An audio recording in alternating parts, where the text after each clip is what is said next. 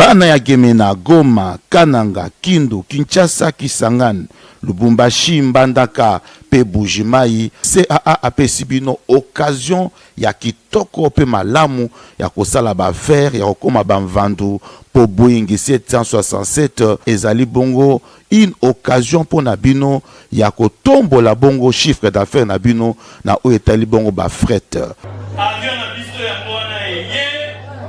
tokosala na yango mosala moto abamisa moninga moto akandela moninga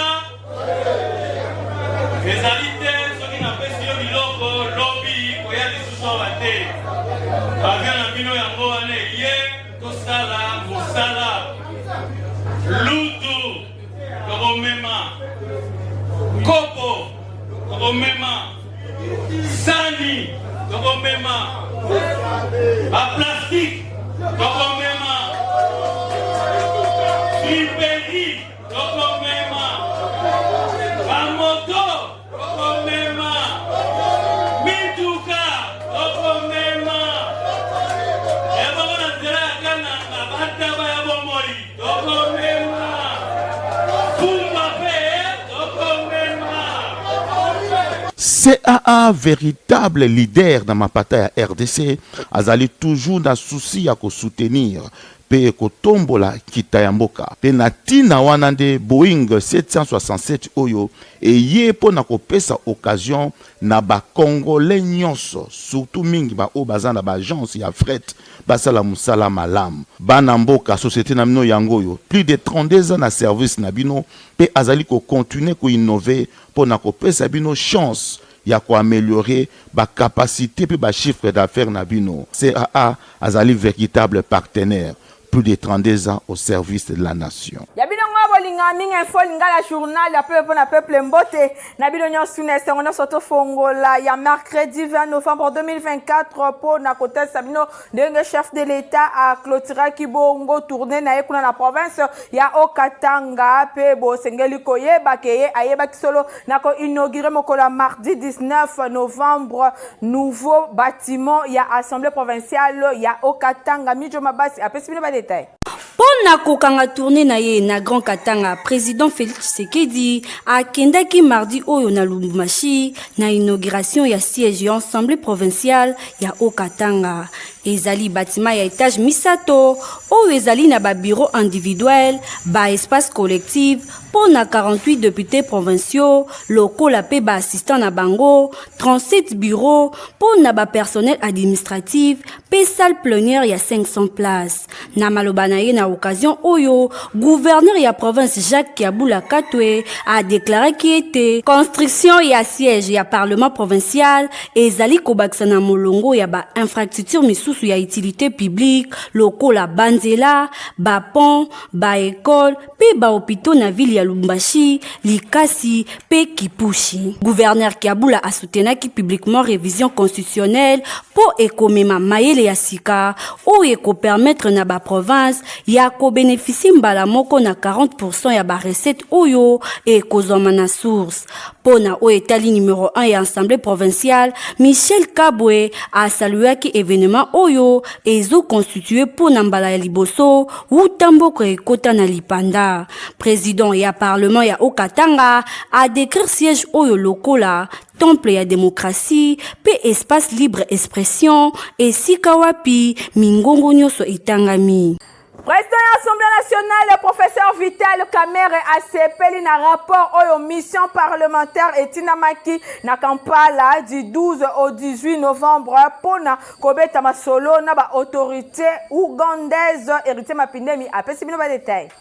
Mission parlementaire ya Assemblée nationale ya République démocratique du Congo et séjourna qui na Kampala na Uganda kobanda le 12 kino le 18 novembre 2024 pour na kobeta masolo na ba autorité politique ougandaise pe groupe d'amitié RDC Uganda pour na oyo etali renforcement ya diplomatie constructive pour na kimia ya ba mboka nyonso mibale et kambamaki na honorable Lambert Mende Omalanga bo simba ke délégation oyo et silisaki musala na yango déjà boy boye bango bayaki et pa ya président ya Assemblée nationale pour nous présenter rapport na bango mercredi 19 novembre 2024. Bosimba ke professeur Vital Kamerhe asalaki même exercice devant plénière. Mission oyo ezalaki na objet essentiellement objet moko parlementaire ya kobeta masolo tour à tour na commission affaires étrangères pe commission à défense parlementaire ya Uganda avant et ambamana président ya parlement Anita Annette Among boye nanzele ya délégation congolaise a annoncé ki na homologue na Vital Kamerhe mikolo ezali koya yemoko akoya na mission na Kinshasa pour na kobeta masolo pe ko entamer mission parlementaire awa na République démocratique du Congo. Avant Atika, capitale ougandaise, délégation, il y a élus nationaux, il y a République démocratique du Congo, où il y a Kambama qui est honorable Lambert Mende Omalanga, Beta qui masolo na président ougandais, Yoweri Kaguta Museveni, Oyo Alobi Asepeli Makasi na passerelle, Oyo et Salemi, entre le Parlement, il y a Mboka Nyon Somi Bale, Yango et Talifi intérêt majeur, il y a RDCP, il y a Ouganda, Ndenge Bazali ko partager collaboration parlementaire, pe coopération bilatérale permanente, pour na kimia sécurité la frontière na bango nyonso mibale na kosepela natina wana président ya Assemblée nationale Vital Kamerhe a félicité mosala oyo esalemaki epai ya délégation pe a précisé que ba mission ya boye ekotinda na bamboka ebele na Afrique pe na mokili mobimba pour na kosala ba échange enfin koyeba na ko faciliter coopération entre bamboka oyo et Longona République démocratique du Congo na cadre ya ko renforcer coopération parlementaire bilatérale. Président de l'Assemblée nationale, professeur Vital Kamerhe, a pesi la directive na commission ad hoc salubrité et construction anarchique oyo et tiami en place et pas na plénière oyo et salema kibolanda ba détail nango et longo na héritier mapindemi. Na plénière il y a le 7 novembre eleki oyo balobela qui demande ya prorogation ya état de siège na Nord Kivu pe na Ituri, honorable Matata Ponyo a pesaki motion pe commission moko etiamaki en place pour na kopesa ba proposition ya kolongola bosoto ba construction anarchique pe ba embouteillage na ville ya Kinshasa na bokambami ya honorable Matata Ponyo commission o ebetaki masolo mardi 19 novembre na président ya Assemblée nationale professeur Vital Kamerhe oyo ba présentaki ye cahier de charge na bango commission oyo epeselamaki mosala na plénière ya kosala mosala pour na kolongola bosoto na ville ya Kinshasa ba construction anarchique pe ba embouteillage pour ville ya Kinshasa ezali konyokwama na trois phénomènes oyo nde esengelaki ba solution to ba proposition epesama pour président Kamerhe na tourna ye amema yango na niveau ya gouvernement ndenge honorable Matata Ponyo a précisaki nde na masolo na bango tangu ba présentaki cahier de charge président Vital Kamerhe a pesaki ba directive pe asengi na bango basala noki pour na ko présenter résultat avant fait ya session pe président Kamerhe a bakisaki koloba que likambo ya bosoto ba construction anarchique to pe ba embouteillage et concerné kaka ville ya Kinshasa te kasi asengi ba résultat ezala élargi na ville nyonso o ezo connaître ba même problème. Kaka na masola chambre basse ya parlement bosima ke président ya Assemblée nationale le professeur Vital Kamerhe asengi na ambassadeur ya Chine a interpellé ba chinois nyonso baza na situation irrégulière na ba zone minière suite na question orale avec débat oyo ezalaki adressé na ministre Yamin encore une fois de plus héritier Mapindem. Suite na question orale avec débat ya honorable Trésor Moutiki oyo adressa ki na ministre Yamin Kizito Pakapomba président de l'Assemblée nationale professeur Vital Kamerhe amonaki mabe na plénière ya le 13 novembre eleki ke ba site minier ebele na est ya République démocratique du Congo ezali exploité na ndenge ya moyibi epai ya ba entreprise chinoise bango bazali identifié te epai ya gouvernement ya République démocratique du Congo kasi bazali ko travailler na ba protection militaire na occasion oyo ministre ya mine annonça ki mise en place mikolo ezali koya ya mission gouvernementale oyo eko associé remercier ba élu ya peuple pour na enquêter na makambo ya mabe oyo ezali signalé na secteur oyo na tina wana masolo et betamaki elongo na président ya Assemblée nationale Vital Kamerhe na ambassadeur ya Chine na République démocratique du Congo Zhao Bin boyezalaki mercredi 19 novembre 2024 na cabinet na ya mosala na palais du peuple na bokutani oyo numéro 1 ya chambre basse ya parlement annonce ki na moyambi na ye intention ya Assemblée nationale pour na collaborer elongo na mission diplomatique ya Chine na démarche pour na kosilisa exploitation oyo na ndenge ya moyibi ya ba ressources naturelles ya RDC na ba entreprise ya Chine bosimba ke président Vital Kamerhe akumisaki ba relation kitoko oyo ezali entre Chine et elongo na République démocratique du Congo yango ezali ko obligé partie congolaise baye bana ko s'associer na Chine na démarche oyo pona kolongola ba ressortissant nyonso oyo bazali kosala mabe a insisté na partie chinoise ba interpeller ba entreprise chinoise nyonso oyo bazali kosala exploitation minière na ndenge ya moyibi afin ke baye bana kotika makambo oyo ba mitia na ndenge ya malamu pona investissement na République démocratique du Congo ambassadeur ya Chine na RDC Zhao Bin na ngambo na ye a rassuré ke mboka na ye ba tosaka mibeko pe ba règle nyonso ba pays partenaires ba koki ko soutenir ba chinois te oyo bazana illégalité alobi ezali bongo bokutani ya libose longo na président ya Assemblée nationale aye kutalisa ye ba salutation ya homologue na ye chinois président ya Assemblée nationale ya République populaire ya Chine pe ko transmettre ye volonté ya partie chinoise ko luka ko renforcer ba lien ya échange ba lien d'amitié pe ba lien nyonso ko luka ko renforcer yango entre peuple chinois et longo na peuple ya République démocratique du Congo a profita ki na bokutani oyo ambassadeur ya Chine a pesi engagement ya collaborer elongo na Assemblée nationale ya RDC pe gouvernement souminwa pour na kosilisa fléau oyo ezali ko honorer relation bilatérale te entre bamboka mibale balobela ki pe lisos makambo etali état ya coopération entre bamboka mibale mingi penza na niveau gouvernemental pe parlementaire balobela ki ba grand axe ya intervention chinoise oyo ezali ko salema pe mikolo ezali koya na République démocratique du Congo. Ba mouvement ya grève en répétition na société Transco Kalamingite et kosi la pa batie ba syndicaliste ya société oyo bazwa ki ba assurance na masolo o ba betek mokola mardi 19 novembre elongo na président ya Assemblée nationale professeur Vital Kamerhe encore une fois de plus héritier Mapinde. Solution na ba mouvement ya grève oyo ezali kosala matango nyonso na société congolaise de transport Transco na mokuse yango ekozala kalamingite ezali kosila délégation syndicale ya société oyo bayambamaki epai ya président ya Assemblée nationale professeur Vital Kamerhe na qualité na ye ya autorité budgétaire ye azwaki en compte ba revendication ya ba travailleurs ya société oyo mingi bazali kolobela amélioration ba conditions salariales na bango oyo ezali mabe na bokutani elongo na président Vital Kamerhe na cabinet na ye boye délégation syndicale ya Transco ba transmetaki memorandum na bango ezwami na ba revendication ya ba agent ba talisi ke société oyo ezana ba ressources lisusu ya malonga te pona kozwa correctement tout régulièrement en charge ba travailleurs na union so oyo bazwami na ba mois ebele ya retard ya ba salaire ba syndicaliste balingi bongo salaire eye bana kozala prise en charge désormais na budget ya l'État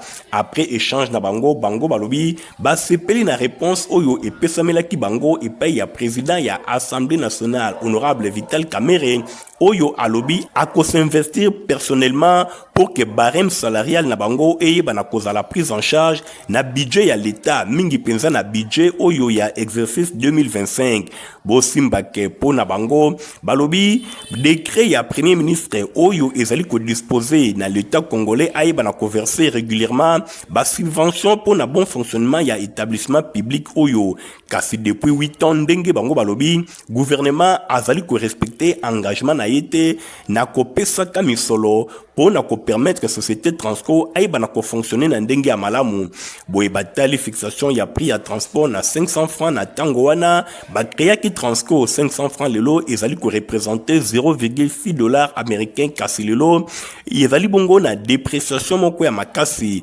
yango ezali ko tambola lisusu malamu te établissement oyo eza na mesure ya kozwa en charge te ba salarié na ye to pe ba retraité to pe ko pesa bango prime ya mosala bango baza na sérieux problème ndenge Didier Kimbumbu atalisaki bosimba ke barème na bango ezelami pona ba travailler ya Transco ezali fruit ya commission oyo etiamaki en place elongo na ministère ya transport pe ban syndical dossier oyo ekonnetraki blocage moko ya makasi na niveau ya ministère ya budget na tina wana bango bayaki epai ya président ya Assemblée nationale honorable Vital Kamerhe ye a rassuré l'interlocuteur na ye ke l'instruction ekopesama po ete commission ECOFIN ou commission ya Assemblée nationale eye bana kozwa en compte barème salarial ya ba agent ya Transco na projet ya loi de finances 2025 oyo eza na examen avant adoption na yango na plénière. Amasolo ya primature bosimba ke Premier ministre Judith Suminwa a présenté qui ba priorité ya gouvernement na ye et pas ya président ya chambre ya ba commune ya Canada ezala ki bongo na rencontre moko ya au sommet entre Canada na RDC. Nathalie Kaila héritier Mapindem. Na séjour na ye na Canada, Premier ministre Judith Suminwa Tuluka a pemaki soki mokete bo lundi 18 novembre après allocution na ye na Forum Africa Accelerating 2024 ba échange na ye et betamaki ya ndenge na ndenge na ba homme d'affaires bo chef ya gouvernement akobaki série ya ba plaidoyer en faveur ya République démocratique du Congo na siège ya parlement canadien bo Premier ministre ayambamaki na président ya chambre ya ba commune Greg Fergus oyo ezalaki échange moko ya malonga ezalaki lisusu na ndenge moko ya malamu yango ezalaki na première femme oyo azali ko occuper ba fonction ya premier ministre na République démocratique du Congo pe lisusu premier canadien noir oyo accédaki na perchoir ya chambre ya ba commune oyo ezali chambre basse ya parlement canadien bosimba ke masolo na bango e betamaki vraiment na ndongo ya kitoko. Premier ministre a présenté epai ya moyambi na ye vision ya partenariat stratégique entre RDC na Canada yango ezali ko se baser na ba ligne moko ya makasi ya programme d'action ya gouvernement ko banda création ya ba emploi pe na lutte contre ba changement climatique ko le kana diversification ya économie pe ya sécurité. Judith Suminwa a talisi ba piste ya coopération entre gouvernement ya RDC pe gouvernement canadien oyo ezali coopération ezana besoin ya lisungi pour na parlement ya Canada en tant que pays moko ya grande démocratie parlementaire kozonga lisusu na situation sécuritaire na est ya RDC. Premier ministre a talisi que président ya chambre ya ba commune ya Canada ye azana rôle moko makasi ya ko jouer pour na komema Rwanda a retirer ba troupe na ye na mabele ya République démocratique du Congo. RDC alingi kimia pe développement et koki kosalema kaka na kimia yango ezali ko se justifier eloko moko te bato bakufa ebele pe bato ba se déplacer ebele soki ezana rôle ya ko jouer pour na ko encourager masolo pour na retour ya kimia. Canada azali bongo prêt pour na ko jouer rôle wana ndenge président ya chambre ya ba commune alobaki pour na ye situation na est ya RDC ezali ko préoccuper pe mboka na ye alingi amati sa présence na Afrique mingi penza na RDC po na RDC azana ba congolais ebele bazali ko vivre kuna na Canada po na oyo etali diaspora ya République démocratique du Congo. Greg Fergus alobi azali reconnaissant que azali bongo ko apporter soutien po na élection ya député boye lokola député. Premier ministre Judith Suminwa a manka kite ko remercier Canada lokola 6e pays pour na ko contribuer na aide humanitaire pour na République démocratique du Congo par rapport ya makambo oyo azali ko kuta na yango na suka bokuta na bango. Président ya chambre ya ba commune a bengi Premier ministre Judith Suminwa na séance parlementaire mercredi avant bokuta na bango na Premier ministre canadien Justin Trudeau pour na tournaye chef ya gouvernement ya RDC a invité pe ye lisusu ayeba na ko visiter République démocratique du Congo. Na religion basengali koyeba ke église armée de victoire Kasavubu oyo ekamba pa ya révérend pasteur Jules Basolokele ba bongisa ki 12 jours ya ba prière agressive ko banda lundi 4 novembre pe ba clôturer ki yango dimanche 17 novembre. Question kangebeni héritier Mapindemi. Armée de victoire Kasavubu, Nabokambe meya révérend Gilles Basolokele, Bakesela Kaye Petit Koutino, char de fée, Bango Babongisaki 12 jours de prière agressive, attaque sans recul, Kobanda lundi 4, Kino dimanche 17 novembre 2024, Nathème, non pas à nous éternel, mais à ton nom, donne gloire, Yango Ezalaki tiré na livre et Psaume chapitre 115 verset 1, Mosali Nanzambe, le révérend Gilles Basolokele, a se dépouillé en 1000 morceaux pour na kofongola thème oyo malamu, le petit Koutino char de fée a kobaki na koloba, soki olingi kolonzambe ape sankembo na vina yo, et sengeli obo ya masumu, tikanzambe atambusa yo, chaque jour l'ange de Kasavubu a telisaki caractère moko po na kotalisa lolengeni ninkolo asalaka po na kotalisa nkembo na bavina biso. Moma malamu oyo etalisamaki na ba prière ya kafu pe lisusu, Saint-Esprit azalaki au rendez-vous.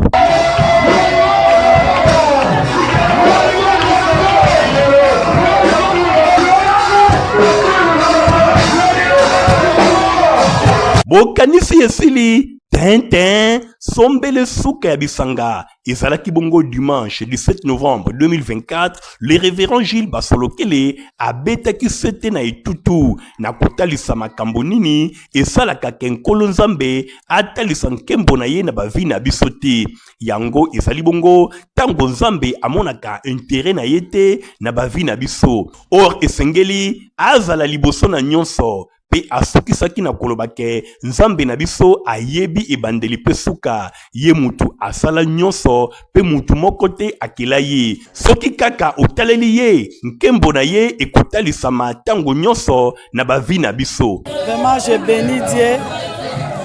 na oyo atiaka na nzela ya mosali na ye. Je bénis Dieu parce que toza na esika malamu oyo ke tango boye ozwi solution na makambo ya nzambe. Non pas à nous, mais à ton nom, Seigneur, donne gloire. To bunda qui durant toute une année.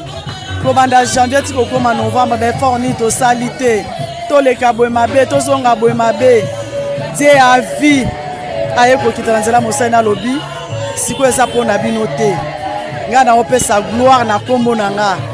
Bino ba oboyaka koluka ngai. Cette fois-ci boko bundate ezande na kombo na nga na ope 5e. Ya motu ya nanu Yesu azalaki au rendez-vous. Tozwi ebele na 12 jours oyo.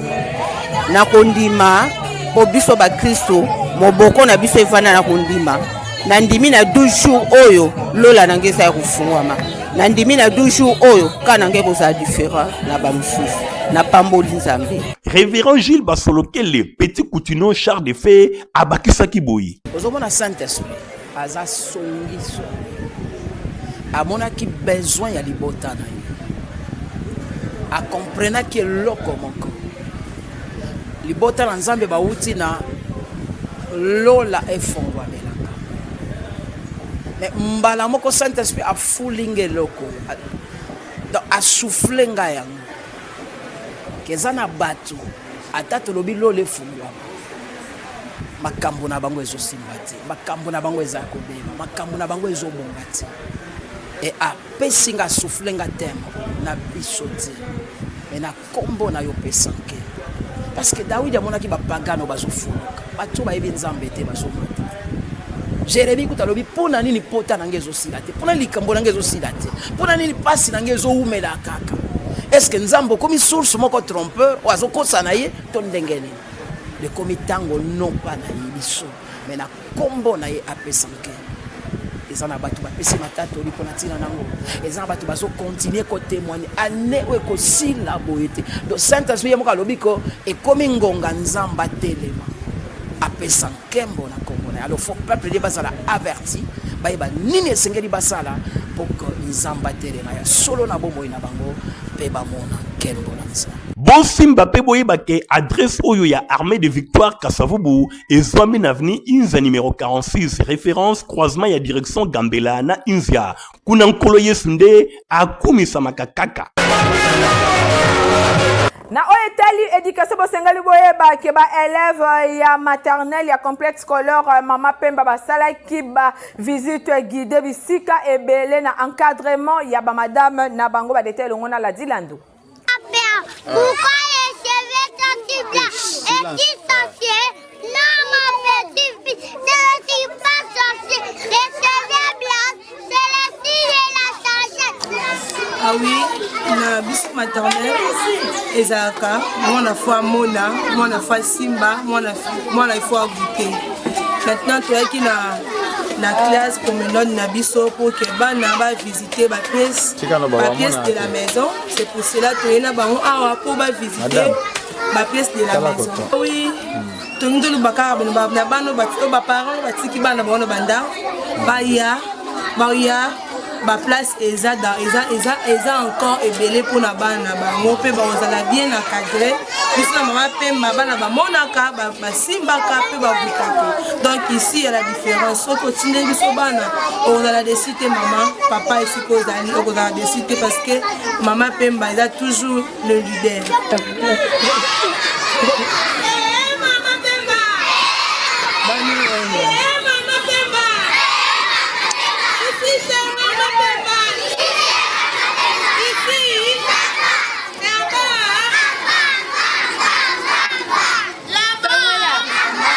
Samuel a son en fait.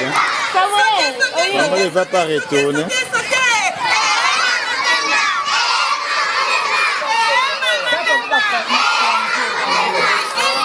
Compagnie africaine d'aviation CAA na mokuse atie pour na ba passager na Boeing 767 cargo pour na ba fret na bino Michael Bristoto. Bana ya Gemena, Goma, Kananga, Kindu, Kinshasa, Kisangani, Lubumbashi, Mbandaka, pe Bujimai, CAA apesi bino occasion ya kitoko pe malamu ya kosala ba faire ya kokoma ba mvandu po Boeing 767 ezali bongo une occasion pour na bino ya kotombola bongo chiffre d'affaires na bino na o etali bongo ba fret. Avion na biso ya mwana eye tokosala na yango mosala moto abangisa moninga moto akabela moninga ezali te soki napesi yo biloko lobi koya lisusu awa te. Avion na bino yango wana eye tosala mosala lutu tokomema kopo tokomema sani tokomema ba plastique tokomema friperi tokomema ba moto tokomema mituka tokomema ebongo na nzela ya kananga bataba ya bomoi tokomema fumba pe tokomema. CAA, véritable leader dans ma bataille à RDC, azali toujours dans souci à soutenir pe kotombola kitayamboka. Pe natina wanande Boeing 767 oyo et ye po na kopesa occasion na ba Congolais nyonso, surtout mingi ba o bazana ba agence ya fret basala musala malam. Banamboka société na mino yangoyo, plus de 32 ans na service na bino pe azali ko continuer ko innover po na kopesa bino chance ya ko améliorer ba capacité pe ba chiffre d'affaires na bino. CAA azali véritable partenaire. Plus de 32 ans au service de la nation. Motivap eza potopota qualité qui peut a chose à la mukolo to la bino nyoso bosengeli komela yango Nathalie Kaila Stéphane Skande. Ah merci. Ya buine bana nyoso baza kuringa à la pochette.